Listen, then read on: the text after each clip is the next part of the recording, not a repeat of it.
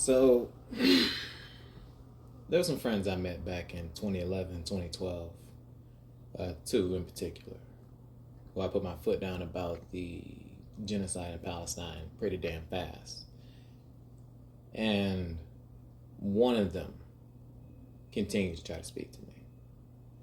Neither one of them is speaking to me ever again. I've kind of established that.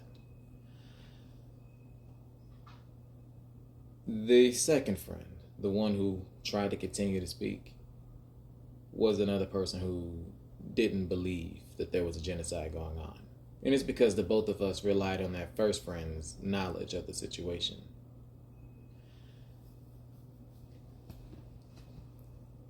When people defended Israel's actions well before now, a lot of them were acting or speaking out of benevolent ignorance.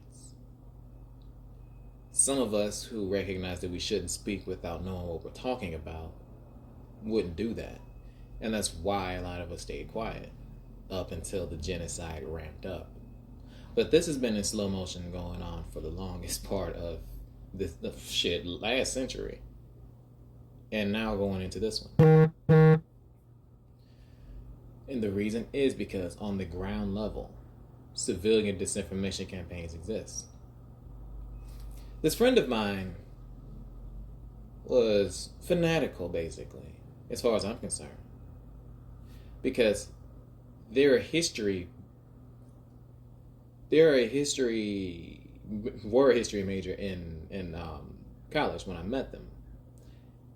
And most of the things that they want to talk about deal with history. Meaning there is absolutely no way in hell they didn't know about what was going on in Palestine from 1948 on. And yet, anytime that someone would mention Israel, or Palestine, or Zionism, he stepped in. And he did it so smoothly that I believed what he had to say. And I believed it well enough to not bother doing any research. Now, that's on me. But it's also him. I lost contact with these friends for a while. And then, after Kim's death, I started reaching out to essentially everybody because I've been left to my own devices in grief and isolation. I reached out, and that second friend helped me through it. I know for a fact that they care, at the very least about me. The first one tried to reach out, but I wasn't very accepting of it.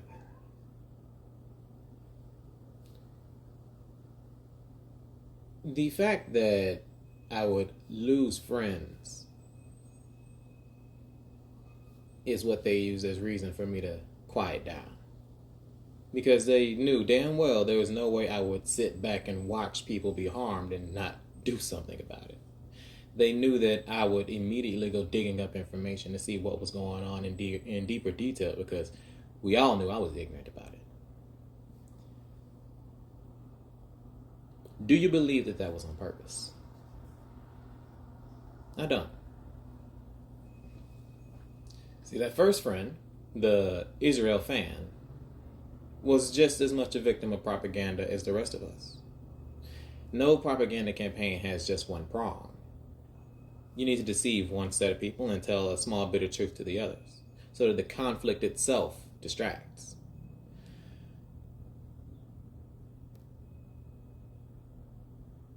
No one is immune to propaganda. The propaganda that I was given was that the conflict was too complex, and I would need someone of his intelligence and experience and familiarity with the material to show me what was going on. If I looked at it myself, I would have seen the clear line of discrepancies, maybe. But I would not have seen the sheer brutality, the horror that is going on today. I would have never predicted it possible. But within that research, I would have definitely seen a lot of Israeli propaganda. Stuff to justify the cruelty I would be discovering. And then I would have people, just like that first friend, come and verify that, oh, it's just skewed against Jews. All of this is to say two things. One, A lot of us didn't speak because we were actively misinformed. You among them. You don't get to feel stupid for not knowing something you had no exposure to. No exposure includes being separated from the information, be it by a sociological barrier or lies.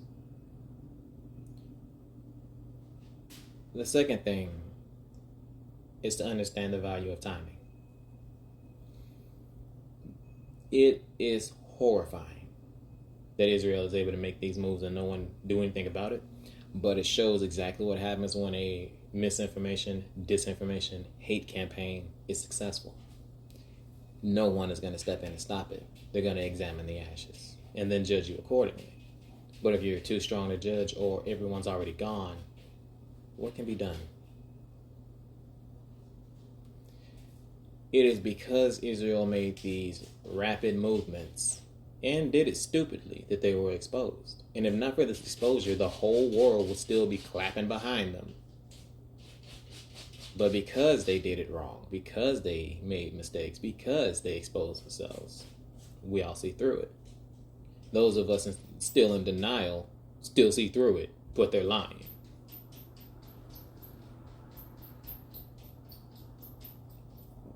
The disheartening thing is that with the success of that nearly a century disinformation campaign going and climate change at our door,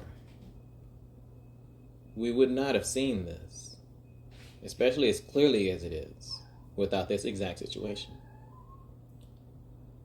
There will have been others that we all might have had some form of access to the information, but no motive to absorb it. It's not your fault that you didn't know, but it is your responsibility to be educated going forward. That will not happen if you're beating yourself down. Your best move is going to be to separate yourself from sources of misinformation, cut off those who still support Israel,